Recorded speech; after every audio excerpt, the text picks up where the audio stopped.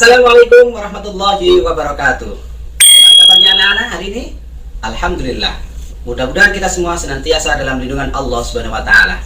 Baik anak-anak, kali ini kita akan belajar tema dengan subtema Al-Mumit. Adapun tujuan pembelajaran kali ini yaitu 1. Peserta didik dapat melafalkan Asmaul Husna Al-Mumit. 2. Peserta didik dapat menyebutkan Asmaul Husna Al-Mumit. 3. Peserta didik dapat mengartikan Asmaul Husna Al-Mumit. 4. Peserta didik dapat menyebutkan contoh-contoh perilaku yang bisa diambil dari Asmaul Husna Al-Mumit. Dan yang kelima, peserta didik dapat mencontohkan perilaku-perilaku atau sikap-sikap yang bisa diambil dari Asmaul Husna Al-Mumit dalam kehidupan sehari-hari. Baik anak-anak, sebelum kita mulai pembelajaran kali ini, kita berdoa sebelum belajar. Semoga dalam pembelajaran kali ini bisa bermanfaat untuk kita semua. Bismillahirrahmanirrahim. Rabbi zidni ilma warzuqni fahma. Amin ya rabbal alamin. Anak-anak, mari kita lanjutkan pelajaran kita, yaitu tentang Asmaul Husna. Pasti kalian sudah pernah dengar ya, Asmaul Husna. Apa itu Asmaul Husna? Asmaul Husna diambil dari dua kata bahasa Arab, yaitu asma dan husna.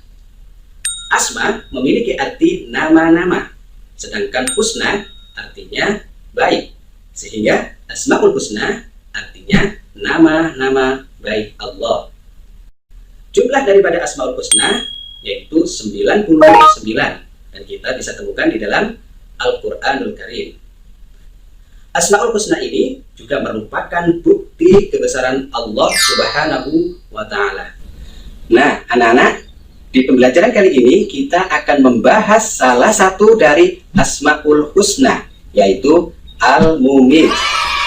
Apa arti dari Al-Mumit? Ayo, siapa yang tahu? Ya, Al-Mumit mempunyai arti Allah Maha Mematikan. Jadi, dilihat dari artinya saja, kita sudah bisa mengetahui, kita bisa memahami bahwa hanya Allah lah yang berhak mematikan semua makhluk, semua manusia yang ada di muka bumi ini. Anak-anak semua, kita harus memahami bahwa setiap kita, setiap manusia yang ada di muka bumi ini pasti akan mengalami apa yang namanya mati. Hanya Allah lah nanti yang akan kekal, dan Allah tidak akan pernah mati.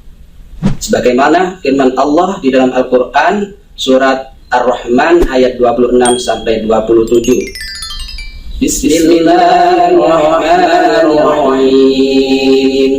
Qul man 'alaiha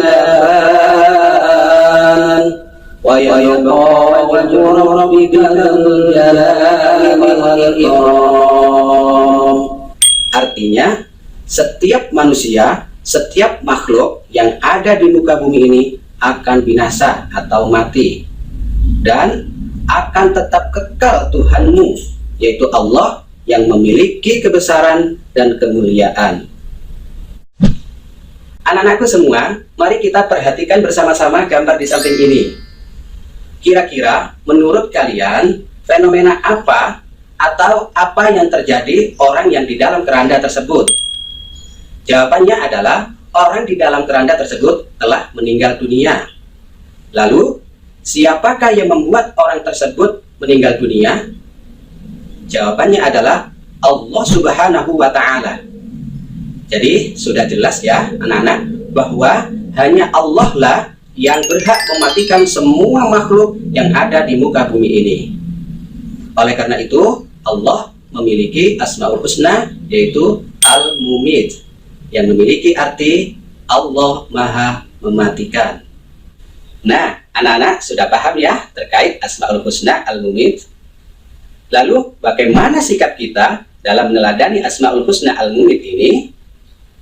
Di antara sikap kita yang bisa kita lakukan dalam meneladani Asmaul Husna Al-Mumit ini, yaitu yang pertama, kita harus yakin dengan sepenuh hati bahwasanya setiap kita, setiap makhluk yang bernyawa di muka bumi ini pasti akan mengalami kematian.